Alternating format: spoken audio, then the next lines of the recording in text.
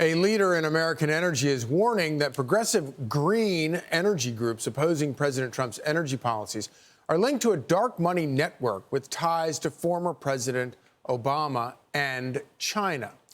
American Energy Institute CEO Jason Isaac penned that piece for Fox Digital and joins us now. So great to see you this morning, Jason. So it is interesting, if you claim to care about carbon emissions, things like nuclear energy is the cleanest, most potent energy there is. Why would environmentalists be opposed to that? Well, it really shows their hypocrisy because it's not about the environment, it's about control. I live a high carbon lifestyle. I think the rest of the world should too. But decarbonization has been their climate Kool-Aid. This is what they've latched onto as the problem. And if you really believe that that's the problem, fortunately, Lee Zeldin and Donald Trump don't think that's a problem. That's why they've moved to rescind the endangerment finding, because they know that CO2 emissions aren't harmful to our environment or our health. But if you really think that that's the problem, then nuclear is the answer. And these groups are launching campaigns to fight any kind of nuclear energy renaissance here in the United States to the detriment of our economic prosperity and to the benefit of China. So if it's more about power than it is about the actual environment, then who is behind it? Who is paying? Where does all this money lead to?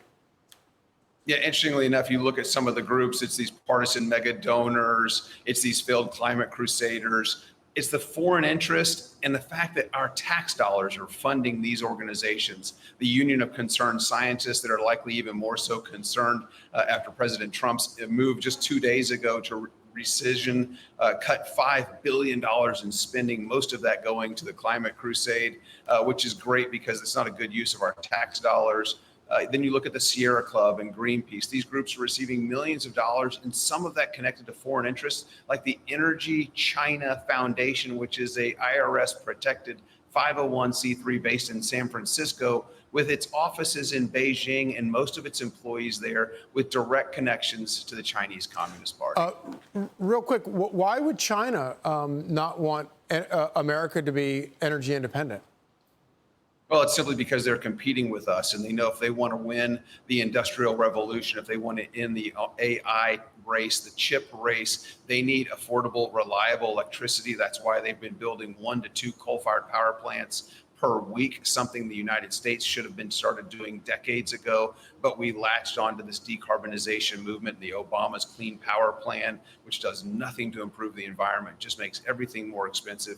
But it's about winning the economic race. And that's why China is trying to drive a narrative of alarmism here in the United States to their benefit and our detriment. And it's shocking how many of our politicians fall for it. Jason Isaac, thank you so much. It's great to be on. Thanks for having me. Hey, it's Will Kane. Click here to subscribe to the Fox News channel on YouTube. It's the best way to get our latest interviews and highlights. And click to subscribe to the Will Kane podcast for full episodes right now.